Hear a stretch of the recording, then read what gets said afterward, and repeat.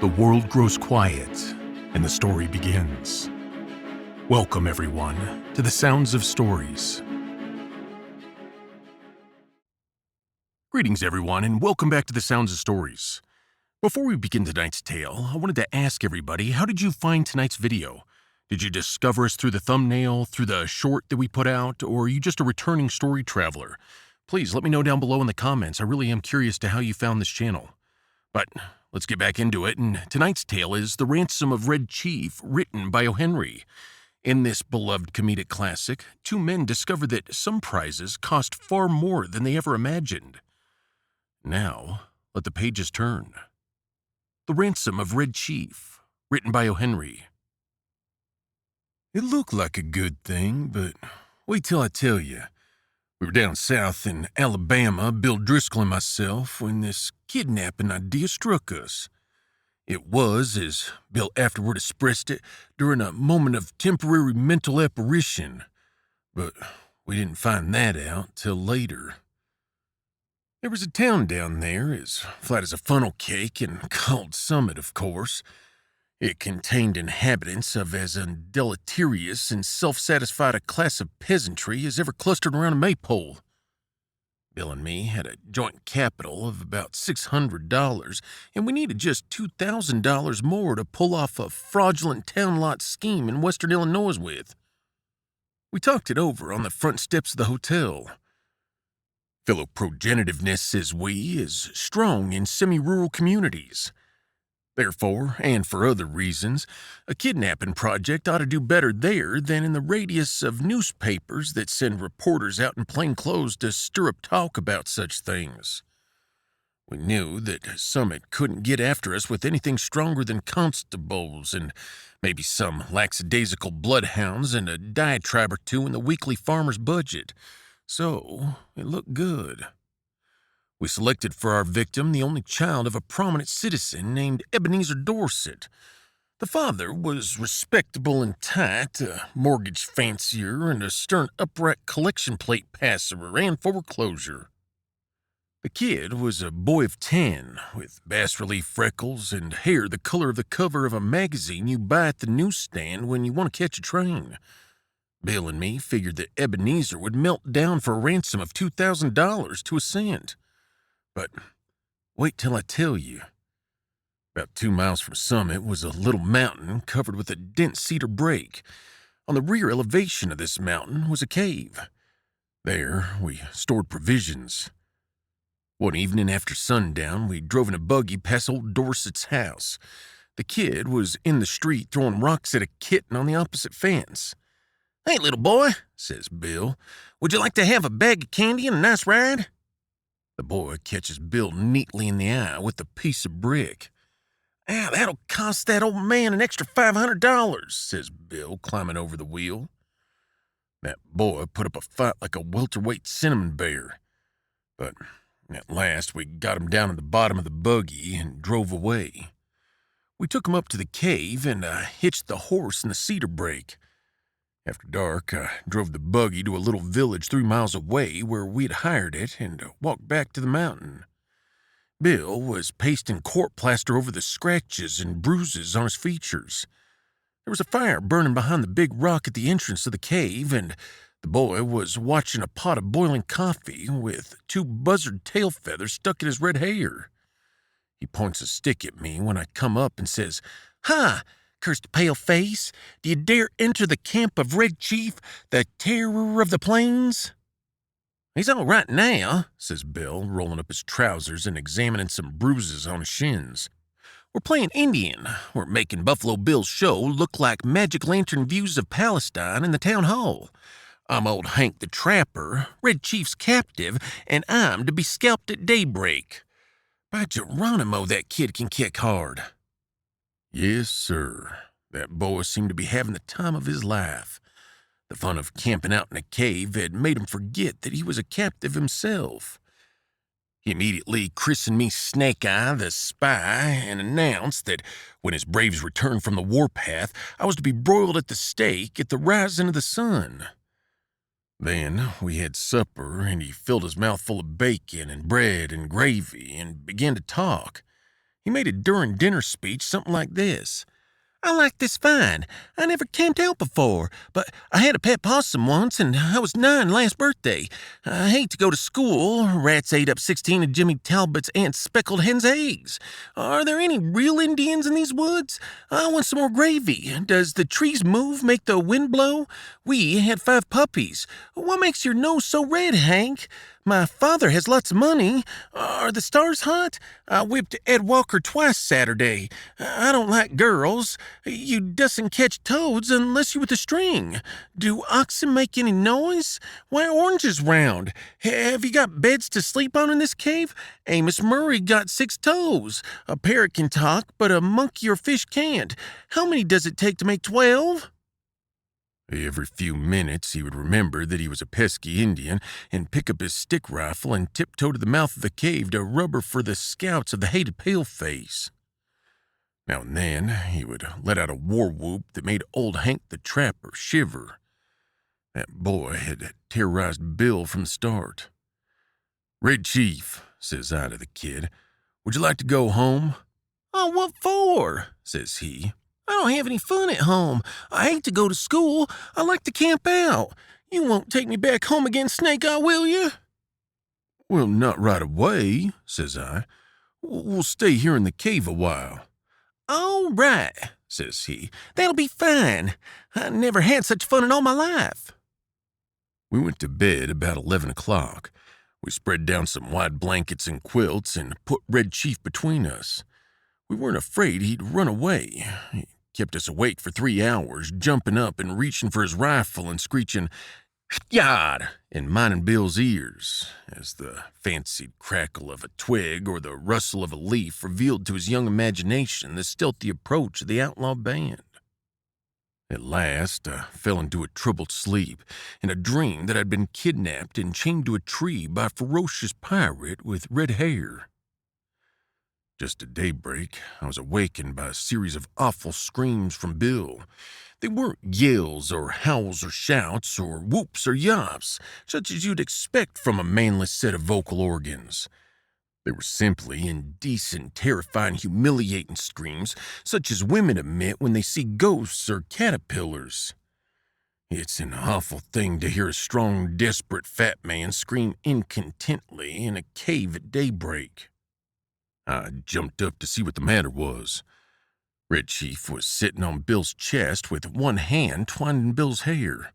In the other, he had the sharp case knife we used for slicing bacon. And he was industriously and realistically trying to take Bill's scalp, according to the sentence that had been pronounced upon him the evening before. I got the knife away from the kid and made him lie down again. But from that moment, Bill's spirit was broken. He lay down on his side of the bed, but he never closed an eye again in sleep as long as the boy was with us. I dozed off for a while, but along towards sunup, I remembered that Red Chief had said I was to be burned at the stake at the rising of the sun. I wasn't nervous or afraid, but I sat up and lit my pipe and leaned against a rock. "What are you getting up so soon for, Sam?" asked Bill. "Me?" says I. "Oh, got kind of a pain in my shoulder. I thought sitting up would rest it." "You're a liar," says Bill. "You're afraid. You was to be burned at sunrise, and you was afraid he'd do it. And he would, too, if he could find a match. Ain't it awful, Sam? Do you think anybody'll pay out money to get a little imp like that back home?" "Sure," I said. "A rowdy kid like that is just the kind that parents dote on. Now, you and Chief get up and cook breakfast while I go up to the top of this mountain and reconnoiter." I went up on the peak of the little mountain and ran my eye over the contiguous vicinity. Over towards summit, I expected to see the sturdy yeomanry of the village armed with scythes and pitchforks beating the countryside for the dastardly kidnappers. But what I saw was a peaceful landscape dotted with one man plowing with a dun mule. Nobody was dragging the creek, no couriers dashed hither and yon, bringing tidings of no news to the distracted parents. There was a sylvan attitude of somnolent sleepiness pervading that section of the external outward surface of Alabama that lay exposed to my view. Perhaps, says I to myself, it hasn't yet been discovered that the wolves had borne away with the tender lambkin from the fold. Heaven help the wolves, says I, and I went down to the mountainside for breakfast. When I got to the cave, I found Bill backed up against the side of it, breathing hard, and the boy threatening to smash him with the rock half as big as a coconut. "He put a red-hot boiled potato down my back," explained Bill, "and then mashed it with his foot, and I boxed his ears. Have you got a gun about you, Sam?" I took the rock away from the boy and kind of patched up the argument. "I'll fix you," says the kid to Bill. "No man ever struck the Red Chief but what he got paid for it. You better beware." After breakfast, the kid takes a piece of leather with strings wrapped around it out of his pocket and goes outside cave unwinding it. "What's he up to now?" says Bill anxiously. "You don't think he'll run away, do you, Sam?"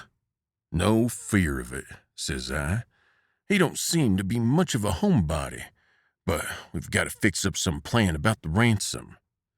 There don't seem to be much excitement around Summit on account of his disappearance, but maybe they haven't realized yet that he's gone. His folks may think he's spending the night with Aunt Jane or one of the neighbors. Anyhow, he'll be missed today. Tonight, we must get a message to his father demanding the $2,000 for his return."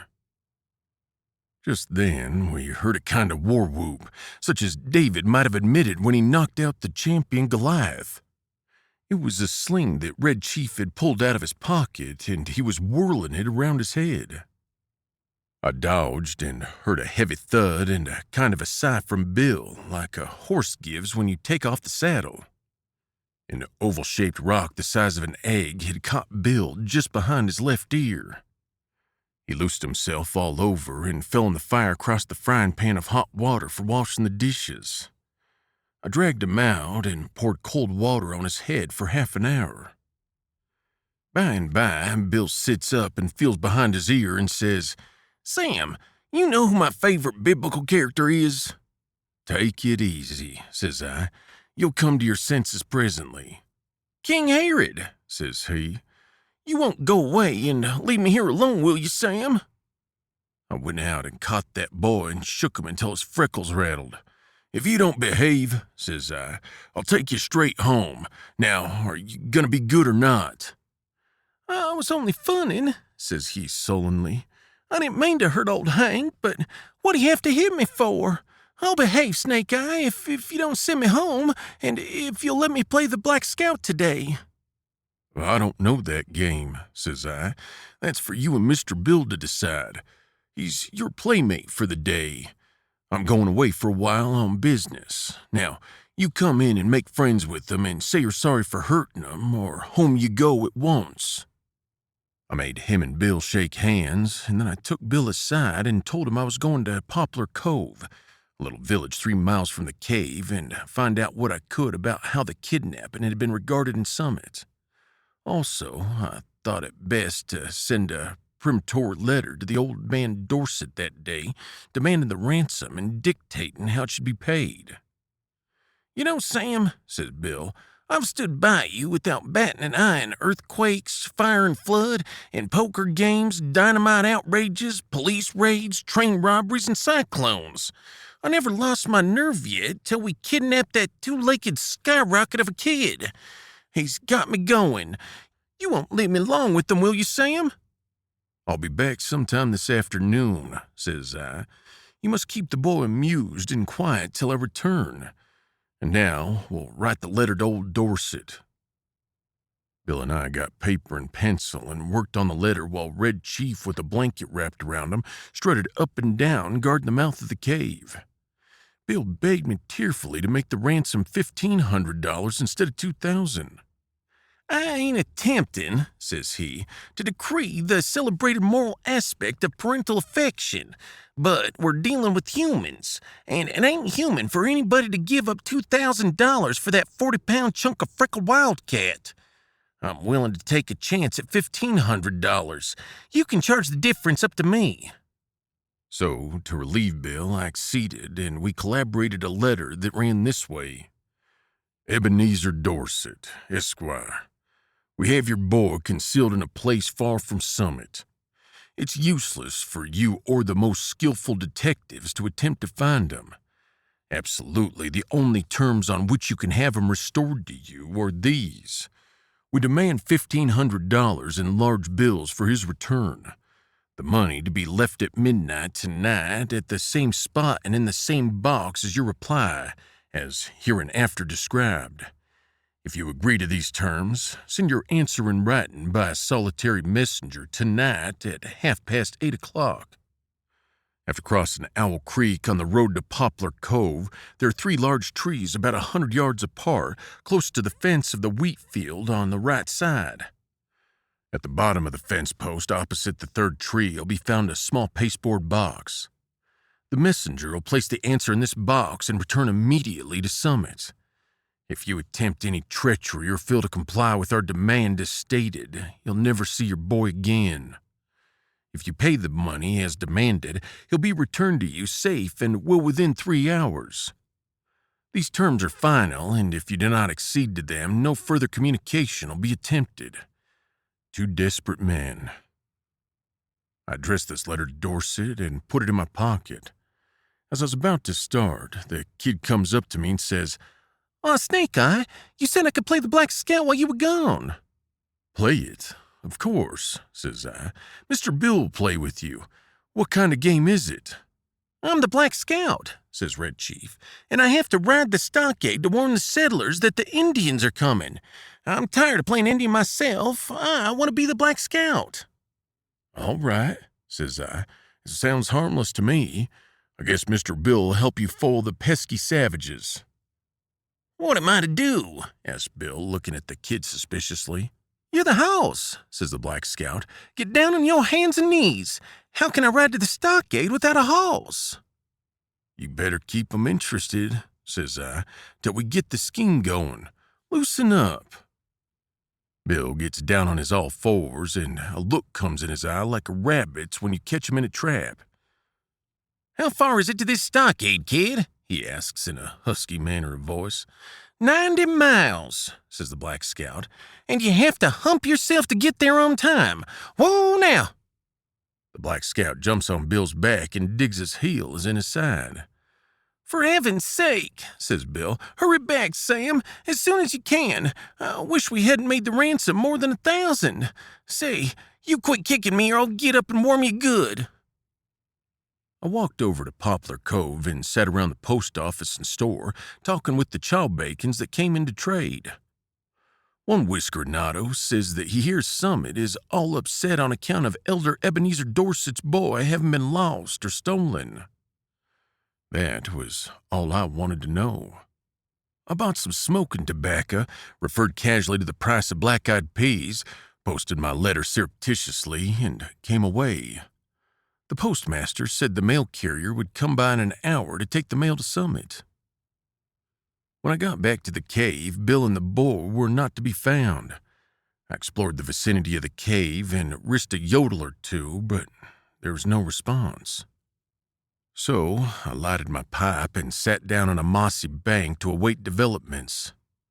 In about half an hour, I heard the bushes rustle and Bill wobbled out into the little glade in front of the cave. Behind him was the kid, stepping softly like a scout with a broad grin on his face. Bill stopped, took off his hat, and wiped his face with a red handkerchief. The kid stopped about 8 feet behind him. "Sam," says Bill, "I suppose you'll think I'm a renegade, but I couldn't help it. I'm a grown person with masculine proclivities and habits of self-defense, but there's a time when all systems of egotism and predominance fail. The boy's gone. I've sent him home. All is off. There was martyrs in old times," goes on Bill, "that suffered death rather than give up the particular graft they enjoyed. None of 'em ever was subjugated to such supernatural tortures as I've been. I tried to be faithful to our articles of depredation, but there came a limit." "What's the trouble, Bill?" I asked him. "I was rode," says Sam, "the 90 miles to the stockade, not bearing an inch. Then, when the settlers was rescued, I was given oats. Sand ain't a palatable substitute. And then, for an hour, I had to try to explain to him why there was nothing in holes, how a road can run both ways, and what makes the grass green. I tell you, Sam, a human can only stand so much. I takes him by the neck of his clothes and drags him down the mountain. On the way, he kicks my legs black and blue from the knees down, and I've got to have 2 or 3 bites on my thumb and hand cauterized. But he's gone, continues Bill. He gone home. I showed him the road to Summit and kicked him about 8 feet nearer there at one kick. I'm sorry we lose the ransom, but it was either that or Bill Driscoll to the madhouse. Bill's puffing and blowing, but there's a look of ineffable peace and growing content on his rose-pink features. Bill, says I, there isn't any heart disease in your family, is there? No, says Bill. Nothing chronic except malaria and accidents. Why?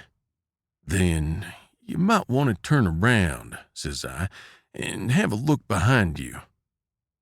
Bill turns and sees the boy, and loses his complexion and sits down plump on the ground and begins to pluck aimlessly at grass and little sticks. For an hour, I was afraid for his mind. And then I told him that my scheme was to put the whole job through immediately and that we would get the ransom and be off with it by midnight if old Dorset fell in with our proposition. So Bill braced up enough to give the kid a weak sort of smile and a promise to play the Russian in a Japanese war with him as soon as he felt a little better. I had a scheme for collecting that ransom without danger of being caught by counterplots that ought to commend itself to professional kidnappers. The tree under which the answer was to be left, and the money later on, was close to the road fence with big bare fields on all sides. If a gang of constables should be watching for anyone to come for the note, they could see him a long way off crossing the fields or in the road, but no siree. At 8:30, I was up in that tree as well hidden as a tree toad, waiting for the messenger to arrive. Exactly on time, a half-grown boy rides up the road on a bicycle, locates the pasteboard box at the foot of the fence post, slips the folded piece of paper into it, and pedals away back toward Summit. I waited an hour and then concluded the thing was square. I slid down the tree, got the note, slipped along the fence till I struck the woods, and was back to the cave in another half an hour. I opened the note, got near the lantern, and read it to Bill. It was written with the pen in a crabbed hand, and the sum and substance of it was this. 2 desperate men. Gentlemen, I received your letter today by post in regard to the ransom you asked for the return of my son. I think you're a little high in your demands, and I hereby make you a counter-proposition which I'm inclined to believe you'll accept. You bring Johnny home and pay me $250 in cash, and I agree to take him off your hands. You better come at night, for the neighbors believe he's lost, and I couldn't be responsible for what they do to anybody they saw bringing him back. Very respectfully, Ebenezer Dorset. Great pirates of Penzance, says I, of all the impudent... But I glanced at Bill and hesitated. He had the most appealing looks in his eyes I ever saw in the face of a dumb or talking brute. Sam, says he, what's $250 after all? We've got the money. One more night of this kid'll send me to a bed in Bedlam. Besides, being a thorough gentleman, I think Mr. Dorset's a spendthrift for making us such a liberal offer. You ain't gonna let the chance go, are you? To tell you the truth, Bill, says I, this little Huey lamb has somewhat gotten my nerves, too. We'll take him home, pay the ransom, and make our getaway. We took him home that night. We got him to go by telling him that his father had bought a silver-mounted rifle and a pair of moccasins for him and were gonna hunt bears the next day. It was just 12 o'clock when we knocked on Ebenezer's front door. Just at that moment, when I should have been abstracting the $1,500 from the box under the tree, according to the original proposition, Bill was counting out $250 in Dorset's hand. When the kid found out we were going to leave him at home, he started to howl like a coyote and fastened himself as tight as a leech to Bill's leg. His father peeled him away gradually like a porous plaster. How long can you hold him? Asked Bill. Well, I'm not as strong as I used to be, says old Dorset, but I think I can promise you 10 minutes. Enough, says Bill. In 10 minutes I shall cross the central, southern, and middle western states and be legging it trippingly for the Canadian border. And as dark as it was, and as fat as Bill was, and as good as a runner as I am, he was a good mile and a half out of Summit before I could catch up with them. And there you have it, a mischievous and delightful tale where hunters become the hunted, and the simplest scheme unravels into pure chaos. And thanks for spending your time here with us at the Sounds of Stories. Come back for another adventure. And remember, when the world seems to fade, the stories always remain.